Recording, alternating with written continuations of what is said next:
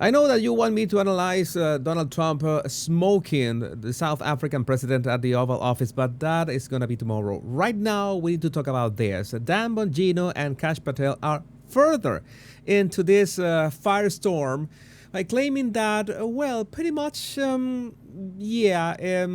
guy's work, especially the first one and the first assassination attempt on Donald Trump, there's nothing to see here, folks. Move on. And people are fuming about this, about their suspicious body language that we will be analyzing right now.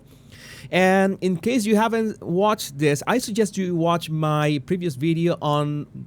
They basically said that yes, Epstein did kill himself. It's exploding right now because their body language was so suspicious. And in that video, I explained their baseline body language, which was not the same when they were talking about Epstein, and it's certainly not the same that they had when talking about the assassination attempts on Donald Trump. Before we get started, remember to download my free 100 body language tips in the description of this video and in the pinned comment. So the first clip is this one. How come we don't have more information about this investigation? How come we don't have more information on the assassination attempts on President Trump? There's two reasons. Two open, ongoing prosecutions. So 2 of the investigations are obviously closed because the individuals are dead. Okay, that first one, not talking about body language, but talking about simple. It's the simplest common sense. How come you say that investigation is obviously?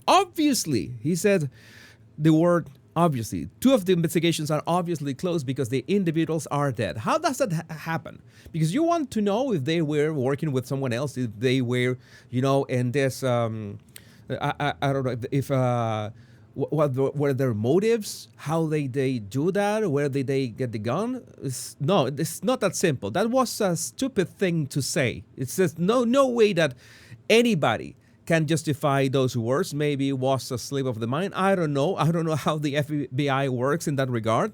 We also saw kind of a lip pressing on Kash Patel, in which when he heard that the question, okay, I need to answer, and then it was usually this dynamic. Kash Patel answered, and then Dan Bongino complimented the answer.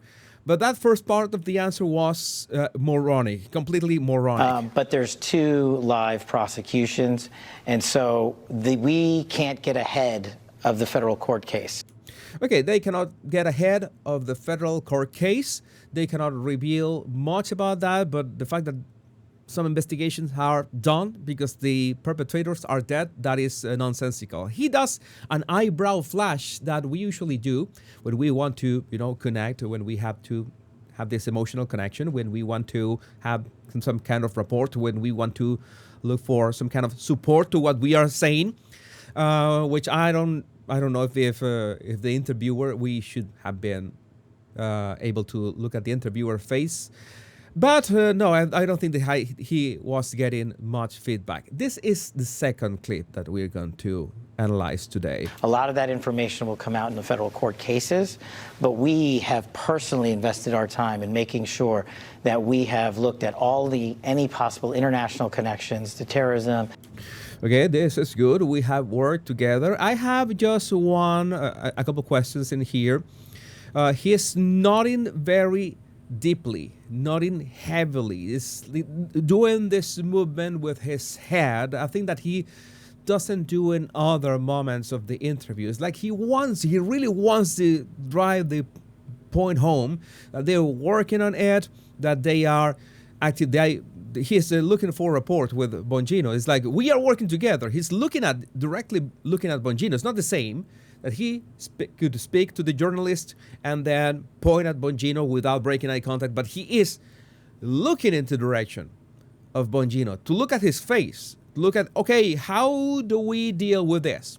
Okay, are you with me with this? You know what you're going to answer next? Okay, going to give him a pass just once, but let's see what happens next. Any possible international connections to terrorism and adversaries alike. And we've both been down to Quantico. We've both done the laboratory test. Oh, he did that again. He went to Bongino, looking at him. We both went to Quantico. It's like we both have done this.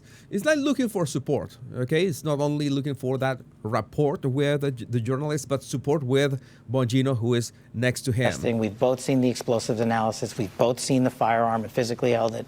We are all in on these investigations. He begins to do the Cash Patel crazy eyes trademark. He begins to open his eyes in a way of emphasizing things. It's a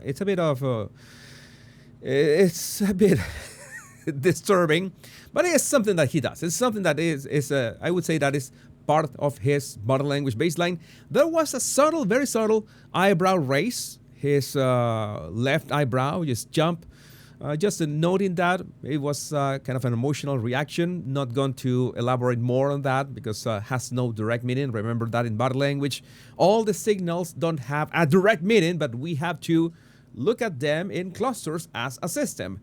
And so far, okay, they look, let's say a 4 out of 10 in the nervous scale. And Dan Bongino hasn't spoken yet, so that's important. We need to listen to Dan as well. He's going to talk in a minute. But there is perhaps the worst reaction from them both is to this question. Are we going to be surprised at what you found? And pay close attention to the reaction because we are going to, this is the meat and potatoes of this analysis. Are we going to be surprised at what you learned? You know what, Maria? Cash is not kidding. We've been personally briefed extensively on every single detail, nugget, tendril of this case. Okay, you notice that a lot happened in just a couple seconds. I'm going to play it again just to make sure that you notice the zoom and what happens. I'm going to go for everything, through everything, step by step. Are we going to be surprised at what you learned? You know what, Maria? Okay, first of all, there's a sigh from both of them. First from Bongino. Why would you do that? It's like, from your podcasting days that were not long ago, how eager is people to know the truth. They want to know the truth. They want to find out. And you are in the best possible position to tell that truth to people. And this is a valid question. We want to know, are we going to be surprised? Are we going to be entertained? But no, it's like this bored attitude. And from Cash, sorry, Mike, being a bit under the weather lately. And from Cash, we see that he presses his lips and very subtly, gonna play it. Pay attention to Cash's head because he's going to shake it very subtly. Pay attention to Patel. You know what, Maria? He did that. And then Bongino does this face, this kind of baby face in here, as in, and that's when Cash sighs as well.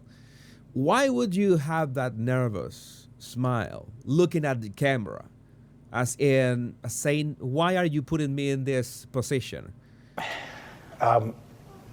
There's lip pressing as well. And there's that click of the tongue when you are frustrated. That. Too many signals. Why both of them will react to this, to an extremely valid question? Are people going to be surprised? And it's like, I don't know, how would you, I mean, it's like with the experience that Dan Bongino has in, say, media training, maybe he hasn't gone through formal media training, but he has years of live streaming. He knows how to react on the fly. And he has he has work for the security service. You know how to react on the fly on so many levels. And this question takes you off balance. That is really suspicious. That is really suspicious. This was the point in which I say Oh no, there's something in here. Too many emotional reactions. Cash is not kidding. We've been personally briefed extensively. Cash is not kidding. I want to stop in there because that is extremely important as well. Cash is not kidding. Who has said at any point that Cash is kidding? Nobody. Nobody has said that. The journalist has not made asked a loaded question or a bad faith question or implying that Cash Patel is kidding or joking or not serious about these investigations. Nobody has said that. So he's implying, oh, you're not taking this seriously. Nobody has said that. Cash is not kidding is an overreaction to something that never happened. Nobody's accusing Cash of kidding or joking or, oh, he's serious. Oh, all right. Why do you have to say that? Why do you have to reinforce with an empty statement instead of just saying, well, the facts that you can reveal, of course, because you're the one who has access to the files. You know, I have seen the files that Epstein did of himself. Personally briefed extensively on every single detail, nugget, tendril of this case. I noticed that he, contrary of so many moments in which he is has this plain eye contact with the interviewer in other moments. I'm going to play. This is another clip. This is another clip in which you can see his body language baseline just very quickly, so you can compare. Definitive answer, but you and the public are going to have it. You're going to see it in writing over to Capitol Hill. This was his usual body language baseline throughout that the most of the interview, and then when he is answering this, he begins to lower his eyes, lowers his gaze, heavy nodding, trying to emphasize what he's saying. Extensively on every single. He keeps his eyes down. It's different than the other times of the interview. Detail, nugget, tendril of this case. One is actively in court right now, so out of respect for the case, it's probably more appropriate that I stay quiet on that. Okay, we are fine, totally fine. Something is in court, something is in the process. Fine by me and fine by anybody who has half a brain. We have no problem with that. But however, I'm not going to tell people what they want to hear. I'm going to tell you the truth, and whether you like it or not is up to you.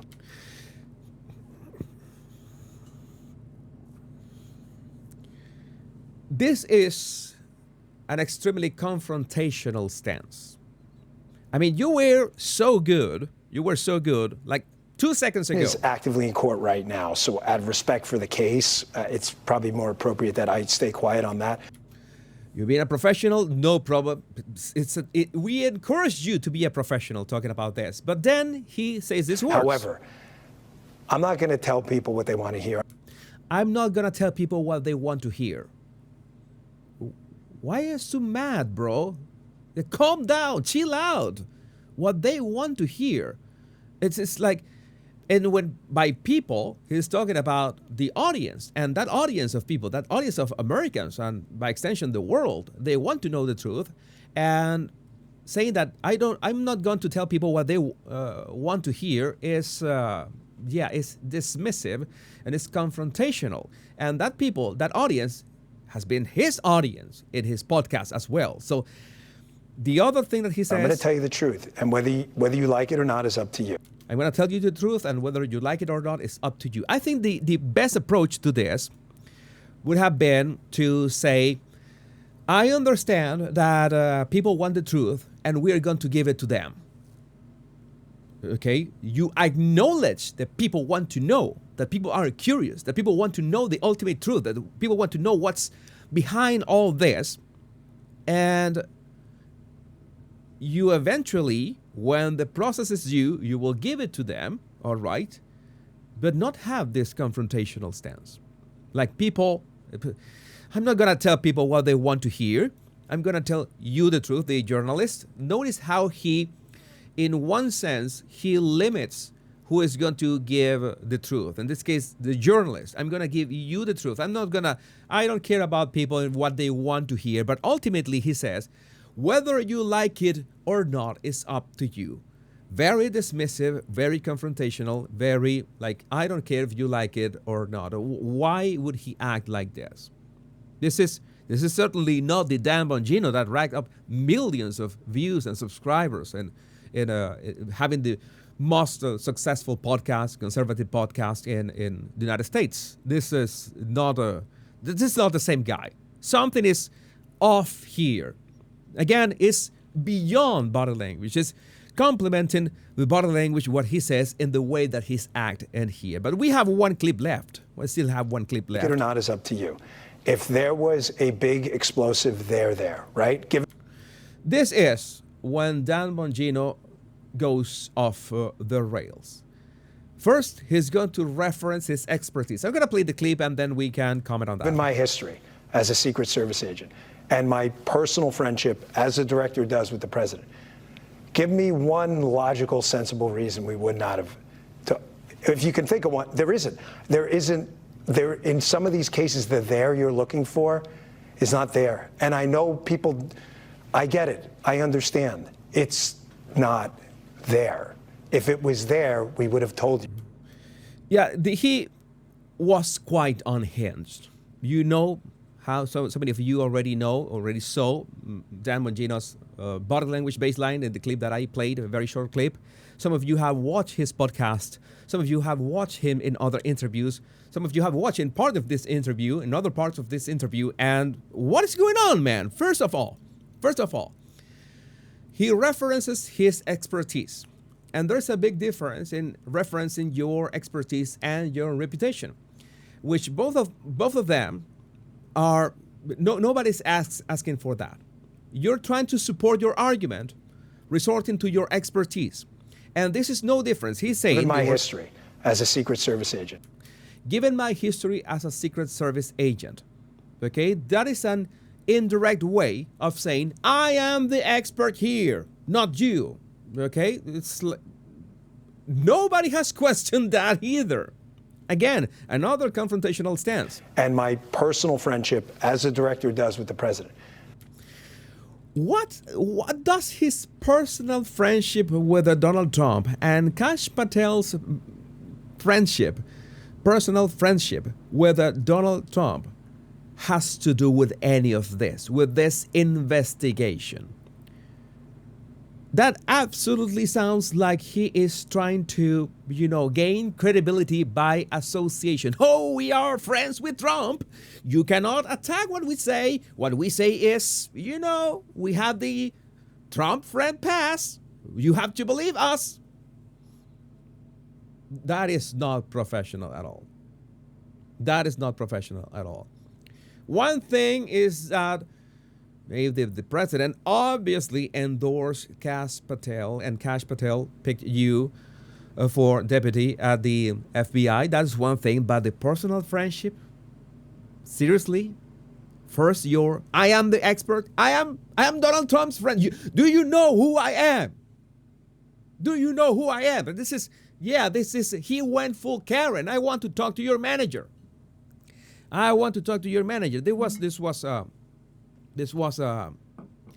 Sorry, again, I've been a bit under the weather. I need some water. It was baffling to watch the way he was reacting to this. And it got worse. You saw the head shake. Give me one logical, sensible reason we would not have. If you can think of one. You notice that he was, give me one logical and sensible reason. No. It is you, Dan, who has to give us the logical and sensible reasons, not the other way around. We have questions. The people has questions. Your audience in your podcast always had questions, and you did the best to give certain answers yourself or invite experts to give answers or explanations. Then you act like this, and then he interrupts himself because he knows that he's going the wrong way. No, you cannot demand explanations from the people who's asking the questions. We would not have. If you can think of one, there isn't. There in some of these cases, the there you're looking for is not there. And I know people, I get it. I understand. It's not there. Why would you act like that? You saw that mad head shaking. Look at that. He went off the rails. You remember the way that he was? I'm gonna play it again. Play it again, Sam. Play it again, Sam. Gonna play. This is the other clip in which he was talking about another topic. He was talking about the J6 investigations and the January 6 investigations, and he was more calm and collected. Watch this again. Now we have a conclusive, definitive answer, but you and the public are going to have it. You're going to see it. You notice that he acknowledges the public. You are going to have it, and he keeps eye contact. This is completely unhinged. Looking for is not there. And I know people, I get it. I understand. It's not there. I mean, again, you don't have to be a body language expert. I do my best to point out all the little details, all the, the zoom in so we can look at people's faces, all the way that they express about things. But it is so on the nose how you can compare the moments that they were calm and collected and when they were unhinged like this, and you begin to say, why would you react like this? Why would you react this way? Why would you be dismissive and confrontational with something that is a valid question about something that was an assassination attempt, 2 assassination attempts on a presidential candidate, who is right now the sitting president of the United States and the only one responsible that you have this job in the first place. So it is a bit concerning. In terms of not only on body language, but in statement, the way that both Kash Patel and Dan Bongino answer the questions to this interview. But again, I would like to know, what do you think about this in the comments? Remember to like and subscribe. I will be doing the analysis of Trump completely destroying the South African president at the Oval Office tomorrow. And download my free 100 body language tips in the description of this video. My name is Jesus Enrique Rosas. I'm the body language guy. Much love and bliss.